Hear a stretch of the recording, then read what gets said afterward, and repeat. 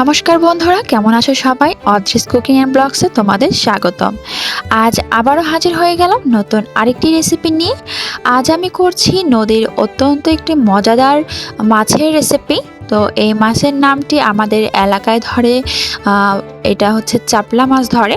তো তোমাদের কোন কোন এলাকায় এই মাছটাকে কী নামে মানে চেনো, সেটা তোমরা অবশ্যই কমেন্ট বক্সে জানিও।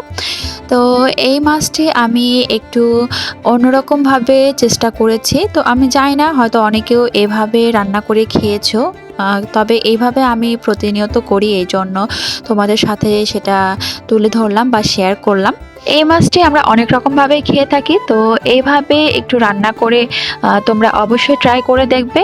আশা করি সবার ভালো লাগবে। তো চলুন বন্ধুরা, কথা না বাড়িয়ে দেখে নেওয়া যাক এই নদীর অত্যন্ত সুস্বাদুকর মজাদার মাছের রেসিপিটি।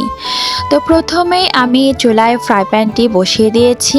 এরপর এটি গরম হয়ে গেলে এর মধ্যে আমি দিয়ে দিচ্ছি পরিমাণ মতো সাদা তেল, মানে সয়াবিন তেল। এরপর আমি এখানে শুকনা মরিচ ফোড়ন দিলাম। তো এখানে যেহেতু আমি কাঁচা মাছ দিয়ে রান্না করব, মানে কোনো প্রকার মাছটা আমি ভেজে নেব না, সেহেতু আমি এখানে একবারে রান্না করছি। তো তোমরা দেখতেই পাচ্ছ। তো প্রথমে আমি শুকনো মরিচ ফোড়ন দেওয়ার পর জিরা ফোড়ন দিয়েছি, তারপর তেজপাতা, তারপর দিয়ে দিলাম পেঁয়াজ ও কাঁচা লঙ্কা চেরা। তো এরপর আমি এটা ভালো করে এটা একটু ভেজে নেব, মানে একটু ব্রাউন করে ভেজে নেব পেঁয়াজটা। তো আমার এখানে পেঁয়াজটা ভাজা হয়ে গেছে। এবার আমি এতে আলু আর বেগুনটা দিয়ে দেব, যেটা আমি এভাবে কেটে রেখেছিলাম। তবে অবশ্যই ভালো করে ধুয়ে পরিষ্কার করে নেবে ঠিক রান্না করার আগের মুহূর্তে, কারণ অনেকটা সময় হয় কি বেগুনগুলো আগে থেকে কেটে রাখলে সেই বিচিগুলো বের হয়ে আসে আর অনেকটা কালচেও হয়ে যায়, এজন্য। তো এখানে আমি পরিমাণ মতো লবণ দিয়ে দিলাম। মানে যেহেতু আমি মাছটা অপর দিকে আমি মাখিয়ে রেখেছি, সেই হিসেবে কিন্তু আমি লবণটা এখানে সেভাবে মেপে দেব। তো এরপর দিয়ে দিলাম হলুদ। এখানে 1 চা চামচ বা হাফ চা চামচের মতো আমি এখানে হলুদের গুঁড়াটা নিয়েছি। এরপর যেটা করব সেটা আলু আর বেগুনটা আমি এখানে একটু ভালো করে ভেজে নেব। তবে তোমরা চাইলে বেশি একটা ভাজার দরকার নেই, তোমরা মাখিয়েও কিন্তু সেটা তুলে দিতে পারো তোমাদের চয়েস অনুযায়ী। তবে আমার এখানে মনে হলো ভাজলে মানে এই উপকরণগুলো একটু বেশি টেস্টি হয়, তো আমার কাছে এটা মনে হওয়াতে আমি এভাবে রান্নাটা করে থাকি।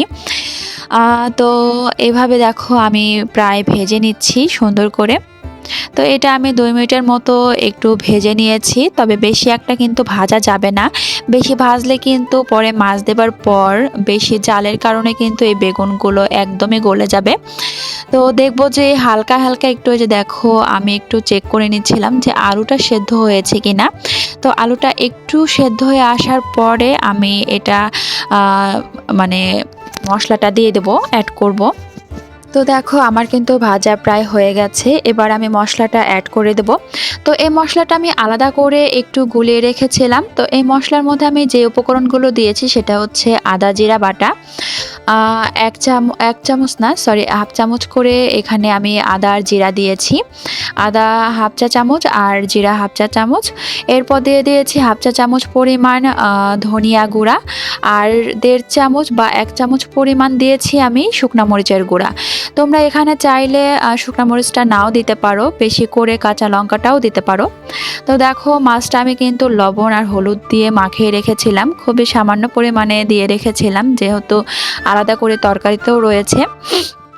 তো দেখো আমি এখানে মাছটা আলতো করে উপরে দিয়ে রাখলাম। তবে এটা কিন্তু বেশি একটা নাড়বো না, মানে বেশি নেড়ে চেড়ে দিলে কিন্তু মাছটা ফেটে যাওয়া বা ভেঙে যাওয়ার সম্ভাবনা বেশি থাকে। তো আমি একটু হালকা করে মিক্সড করে দিচ্ছি এই অবস্থাতেই, কারণ পরে একদমই নাড়াচাড়া করা যাবে না। তো এটা একটু মশলাটা যেন গায়ের সাথে মিশে যায়, সেভাবে একটু মিক্সড করে নিলাম। এরপর আমি এটা 1 মিনিটের মতো বা হাফ মিনিটের মতো এটা একটু ভাজার মতো করে নেব, মানে এইখানেই এরকমভাবে, মানে জলটা না দিয়ে। তো দেখো আমি কিভাবে করছি, তোমরা অবশ্যই দেখে নেবে। যারা কাঁচাটাই খাও তারা কিন্তু একবারে দেখো, বেশি একটা কিন্তু ভাজাও হবে না, হালকা একটু 1 সেকেন্ডের জন্য বা 1 মিনিটের জন্য এটা কিন্তু আমি একটু একটু তেলের উপর দিয়ে রেখেছিলাম। তো দেখো এবার কিন্তু আমার যতটুকু পরিমাণ মতো জল লাগবে আমি কিন্তু সেই পরিমাণ জলটা অ্যাড করে দিলাম। যেহেতু এটা একদম শুকনো হবে না, গা মাখানো হবে, তো সেহেতু আমি আমার মাপ অনুযায়ী এখানে ঝোলটা অ্যাড করে নিলাম। তোমরা চাইলে কিন্তু এটার কম বা বেশি তোমাদের ফ্যামিলি মেম্বার অনুযায়ী তোমরা কিন্তু সেটা ঠিক করে নিতে পারো। তো দেখো আমার জলের পরিমাণটা দেওয়া ঠিকঠাক হয়ে গেছে। এবার আমি এটা 2 মিনিট কি 3 মিনিটের মতো, এর বেশি কিন্তু রাখার একদমই দরকার নেই, যেহেতু আমি ঝোলটা ঠিকঠাক মতোই করে দিয়েছি। আর এটা কিন্তু আমি একটু হাই হিটেই রান্না করেছি, এজন্য আমার খুব তাড়াতাড়ি হয়ে গেছে। তো দেখো আমি এখন কিন্তু ঝোলটা একটু চেক করে নিচ্ছি, কারণ লবণটা অবশ্যই চেক করে নেওয়া উচিত, কারণ কম বা ঠিক নিজের টেস্ট অনুযায়ী কিন্তু অবশ্যই চেকটা করতে হবে। তো দেখো বন্ধুরা আমার রান্নাটা কিন্তু একদম কমপ্লিট। তোমরা চাইলে কিন্তু এর উপরে ভাজা যে জিরার গুঁড়াটা আছে সেটা কিন্তু অ্যাড করে দিতে পারো।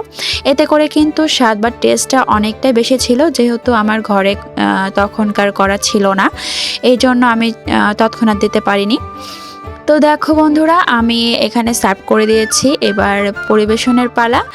তো বন্ধুরা আমার এই রেসিপিটি তোমাদের কেমন লাগলো অবশ্যই কমেন্ট বক্সে জানাবে, এবং অবশ্যই বাসায় ট্রাই করে দেখবে। এরকম রেসিপি অবশ্যই হঠাৎ বা মাঝে মধ্যে খেলে কিন্তু অনেকটাই ভালো লাগে। আর নদীর টাটকা মাছের তো স্বাদটা আরও দ্বিগুণ থাকে, যাতে করে যেভাবেই রান্না করা হোক না কেন সেটা আরও সুস্বাদু হয়ে যায়। তো বন্ধুরা আজকের মতো এখানেই বিদায় নিচ্ছি। তো নতুন আরও কোনো রেসিপি নিয়ে তোমাদের সামনে হাজির হয়ে যাব। আর এই রেসিপিটি তোমাদের কেমন লাগলো অবশ্যই অবশ্যই আমাকে জানাবে, এবং আমাকে সাবস্ক্রাইব করে আমার পাশে থাকবে। আর নতুন বন্ধুদের অবশ্যই রিকোয়েস্ট করে বলছি, প্লিজ আমার চ্যানেলটিকে সাবস্ক্রাইব করে আমার পাশে থাকবেন। ধন্যবাদ সবাইকে, টাটা।